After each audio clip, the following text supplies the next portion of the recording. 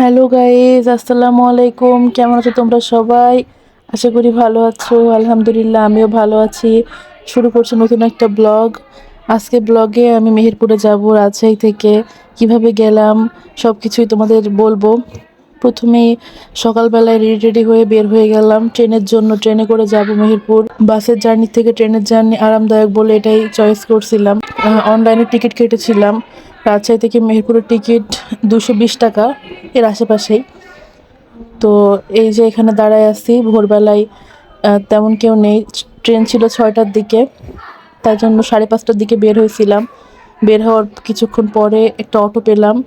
অটোতে করে চলে আসলাম রাজশাহী রেলওয়ে স্টেশনে।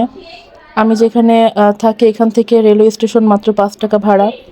তো রেলওয়ে স্টেশনে চলে আসার পর ভিতরে ঢুকছি। এটাই আমার প্রথম এভাবে ট্রেন জার্নি। আমি এর আগে তেমন একটা ট্রেন জার্নি করিনি। তো এই যে অনেক বড় স্টেশনটা, এখান থেকে ট্রেনে ওঠার লাগে এখান থেকে বাইরে বের হয়ে।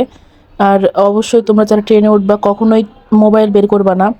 তো আমি মানে আমার ব্যাগটাকে সামনের দিকে নিয়েছিলাম, সে ব্যাগের ভিতর থেকে আমি ভিডিও করছিলাম মোবাইল দিয়ে। এজন্য আমি খুবই সেফলি ভিডিও করছিলাম। ট্রেনের আশেপাশে কিন্তু অনেক ছিনতাইকারী থাকতে পারে, যে যারা তোমার মোবাইল টেনে নিয়ে চলে যাবে। সাবধানে যদি মোবাইল বের করতেও হয়।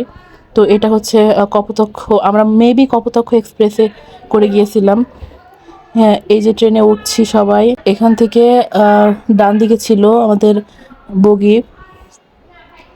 ভিতরে ঢুকে পড়লাম। আমরা 4জন ছিলাম আমাদের ম্যাচ থেকে। আমরা 3জন, আমি, আরিফা আর ইফতিয়া আপু মেহেরপুরে যাচ্ছিলাম। আর একটা মেয়ে, মানে ওর নামটা আমি সঠিক এখনো জানি না, ও আমাদের সাথে গিয়েছিল। ও ঈশ্বর দিতে নেমে গিয়েছিল।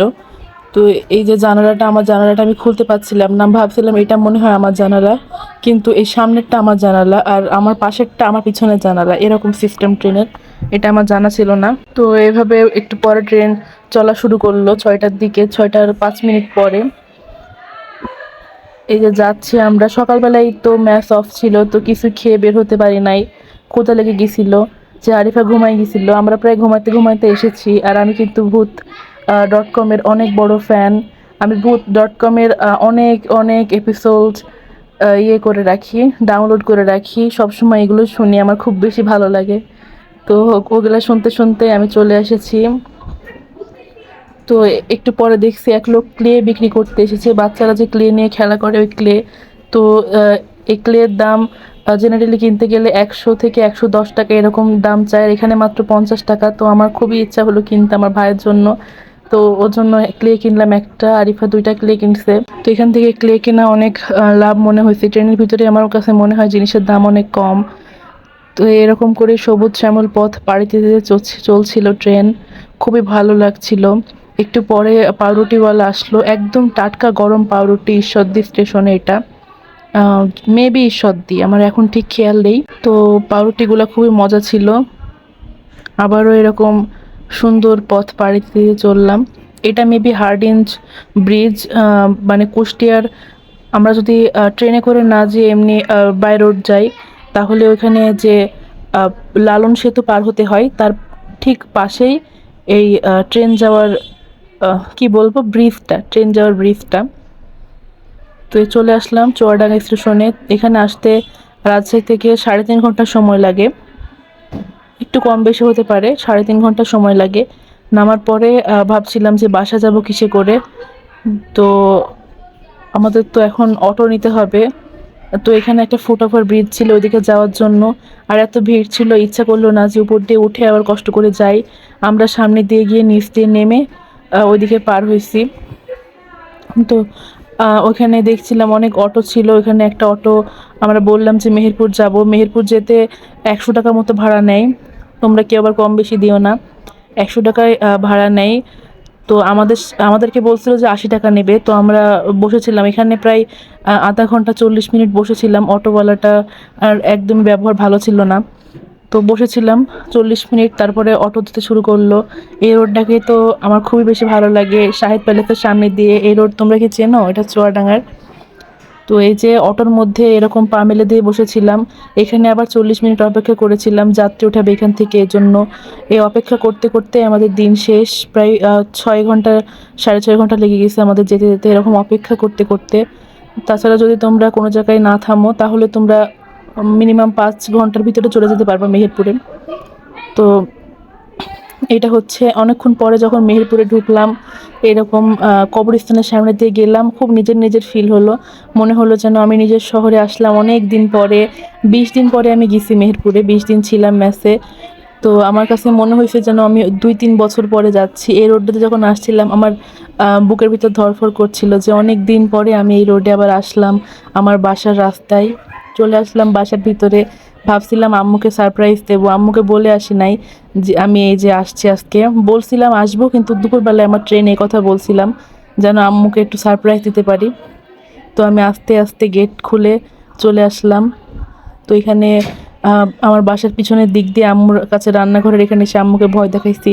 তো আমি ভয় দেখাইছি এটা শুনে সামিত আবার এসে আমাকে ভয় দেখাইছে। যাই হোক, তো এরপরে খাবার খেয়ে নিচ্ছিলাম। পোলাও আর রোস্ট অনেক কিছু রান্না করছিল আম্মু। মুগের ডাল দিয়ে ডিম দিয়ে রান্না করছিল, মুরগির মাংস রান্না করছিল, তালের বড়া বানাইছিল, অনেক কিছু। খাদের যত্নের অভাব নেই যাকে বলে। আমার মামাই তো ভাই আর আমার মামি এসেছিল আমার সঙ্গে দেখা করার জন্য। এই যে হচ্ছে খাওয়া দাওয়া করছে তারা, মামি আর হচ্ছে আমার মামাই তো ভাই। সেই দিন খুবই মজা করেছিলাম। ওই দিনটা একটা অনেক মানে মজার দিন ছিল। যদি আমি খুবই ক্লান্ত ছিলাম হচ্ছে এতক্ষণ জার্নি করার কারণে, তারপরেও আমি আমার মামাইতো ভাইকে মেহেদি দিয়ে দিয়েছি। তোমরা বলো কেমন হয়েছে? আমি কিন্তু খুব একটা ভালো দিতে পারি না মেহেদি। মামি এখানে এসেছে, বসে আছি শাড়ি পরে। আর আমার দেখো হাতের অবস্থা মেহেদি দিতে গিয়ে।